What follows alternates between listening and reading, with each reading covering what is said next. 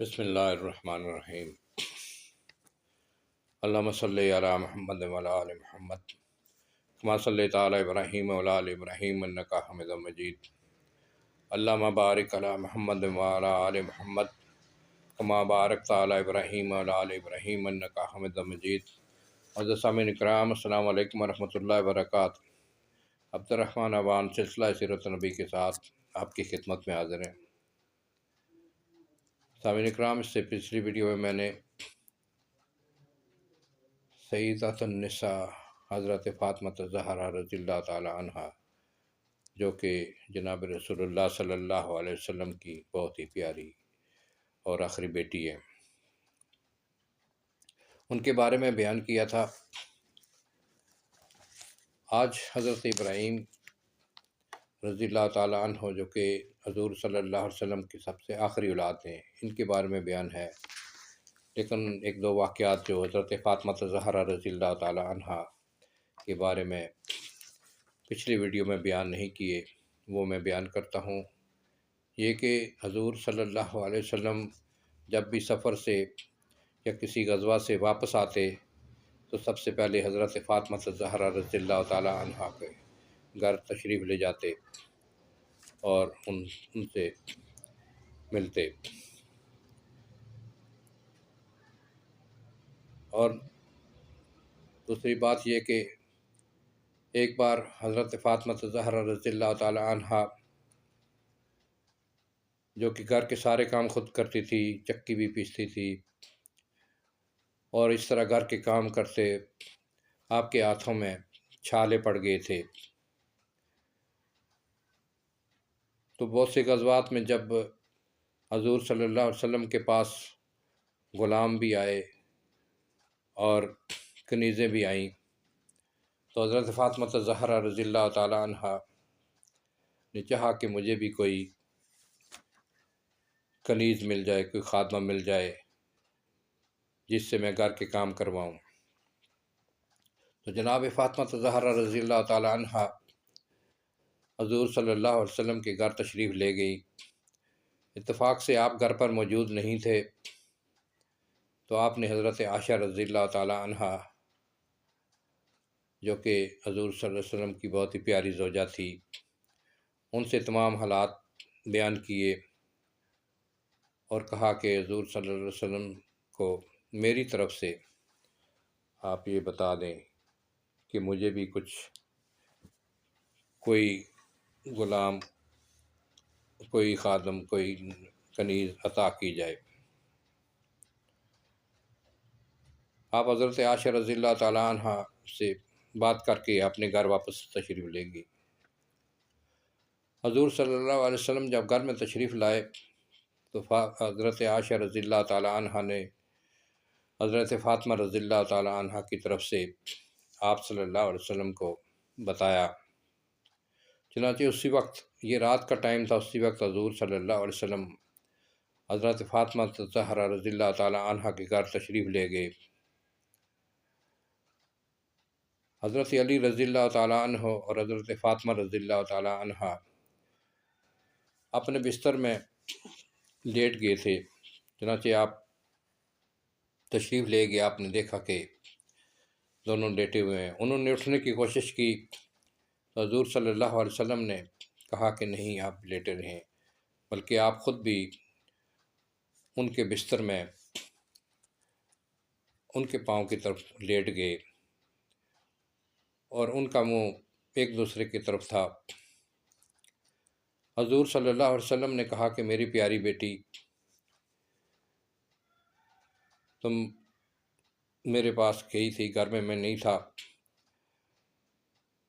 تو آپ کو ایک کنیز یا نوکر کی ضرورت ہے، کیا میں اس سے بہتر تمہیں کوئی نسخہ نہ بتاؤں؟ تو آپ نے فرمایا کہ بالکل ضرور بتائیں۔ چنانچہ آپ نے فرمایا کہ اے میری پیاری بیٹی، ہر نماز کے بعد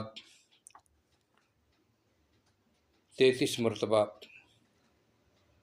سبحان اللہ اور 33 مرتبہ الحمدللہ اور 34 مرتبہ اللہ اکبر پڑھا کرو، انگلیوں پر انشاءاللہ آپ کو اس کا فائدہ ہوگا، اور رات کو سوتے ٹائم پڑھ لیا کریں۔ چنانچہ آپ یہ بات بتا کر واپس آئے۔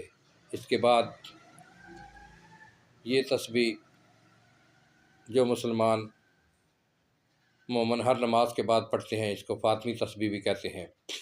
تو یہ تھا بیان حضرت فاطمہ رضی اللہ تعالی عنہا کے بارے میں۔ آگے میں بیان کرتا ہوں حضرت ابراہیم رضی اللہ تعالی عنہ، جو کہ حضور صلی اللہ علیہ وسلم کی سب سے آخری اولاد ہیں۔ ذی الحج سن 8 ہجری بمقام عالیہ، جہاں ماریہ قبطیہ رہتی تھی، حضرت ابراہیم رضی اللہ تعالیٰ عنہ ماریہ قبطیہ کے وطن سے پیدا ہوئے۔ اس بنا پر لوگ عالیہ کو مشربہ ابراہیم بھی کہنے لگے۔ ابو رافع کی بی بی سلمہ نے، جو حضرت صلی اللہ علیہ وسلم یا آپ کی پھوپھی صفیہ کی لونڈی تھی، دایا گیری کی خدمت انجام دی۔ ابو رافع نے جب حضرت صلی اللہ علیہ وسلم کو ان کی ولادت کا معجزہ سنایا، خوشخبری سنائی، تو آپ نے اس کے صلہ میں ایک غلام عطا فرمایا۔ 7ویں دن عقیقہ ہوا۔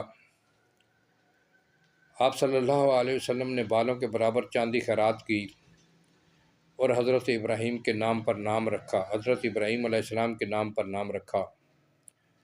دودھ پلانے کے لیے تمام انصار نے خواہش ظاہر کی، لیکن آپ صلی اللہ علیہ وسلم نے ان کو بردہ خولہ بن زید الانصاری کے حوالے کیا اور اس کے معاوضہ میں کھجور کے چند درخت دیے۔ بخاری میں حضرت انس رضی اللہ تعالیٰ عنہ سے روایت ہے کہ آپ نے یہ خدمت سیف کے متعلق کی۔ سیف اور بردہ ایک ہی ہیں۔ یہ تعویل کچھ مستبد نہیں، لیکن ان کے شوہر کا نام برا بن اوس بتایا جاتا ہے، اور وہ ابو سیف کی کنیت کے ساتھ مشہور ہوئیں۔ سیف حوالی مدینہ میں رہتی تھی، یعنی مدینہ کے گاؤں میں رہتی تھی۔ حضرت صلی اللہ علیہ وسلم فرط محبت سے وہاں جاتے، تشریف لے جاتے، حضرت ابراہیم کو گود میں لیتے اور چومتے۔ سیف کے شوہر لوہار سے، اس لیے گھر دھوئیں سے بھرا رہتا تھا، لیکن حضرت صلی اللہ علیہ وسلم باوجود نظافت طبع گوارا فرماتے تھے۔ ابراہیم رضی اللہ تعالیٰ عنہ نے سیف کے یہاں انتقال کیا۔ حضرت صلی اللہ علیہ وسلم کو خبر ہوئی تو عبد الرحمن بن عوف کے ساتھ تشریف لائے۔ نزع کی حالت تھی، گود میں اٹھا لیا، آنکھوں سے آنسو جاری ہو گئے۔ عبد الرحمن بن عوف نے کہا، یا رسول اللہ، آپ کی یہ حالت ہے۔ آپ نے فرمایا، یہ رحمت ہے، یہ آنسو رحمت ہے۔ عرب کا خیال تھا کہ جب کوئی بڑا شخص مر جاتا ہے تو چاند میں گہن لگ جاتا ہے۔ اتفاق سے جس روز حضرت ابراہیم رضی اللہ تعالیٰ عنہ نے وفات پائی، سورج میں گہن لگ گیا تھا۔ عام طور پر مشہور ہو گیا کہ یہ ان کی موت کا اثر ہے۔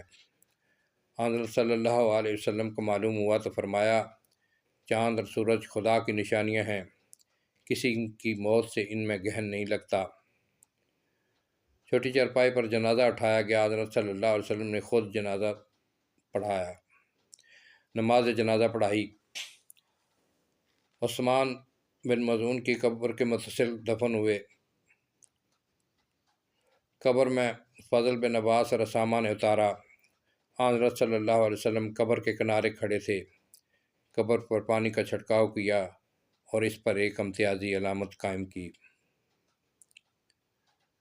ابو درداء اور بہقی کی روایت کے موافق 2 مہینے 10 دن عمر پائی۔ ذی الحج سن 8 ہجری میں پیدا ہوئے تھے اور روایت کے بنا پر سن 9 ہجری میں انتقال ہوا۔ واقعی کے نزدیک ماہ ربیع الاول سن 10 ہجری میں وفات کی، اس لحاظ سے تقریباً 15 مہینے زندہ رہے۔ بعض روایتوں میں ہے کہ 16 مہینے 8 دن کی عمر پائی۔ بعض لوگوں نے مدت حیات 1 برس 6 ماہ 6 دن لکھی، لیکن صحیحہ میں حضرت عائشہ رضی اللہ تعالی عنہ سے روایت ہے کہ ابراہیم 17 یا 18 مہینے تک زندہ رہے۔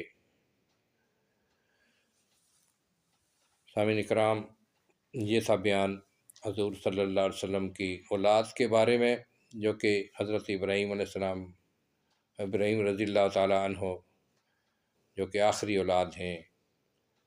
یہ بیان ختم ہوتا ہے۔ انشاءاللہ اس سے اگلی ویڈیو میں کچھ اور بیان ہوں گے، آپ ضرور سنیں۔ انشاءاللہ آپ کی معلومات میں اضافہ ہوگا، اور آپ کو بھی انشاءاللہ آپ دوسروں کو بھی بھیجیں۔ السلام علیکم ورحمۃ اللہ وبرکاتہ۔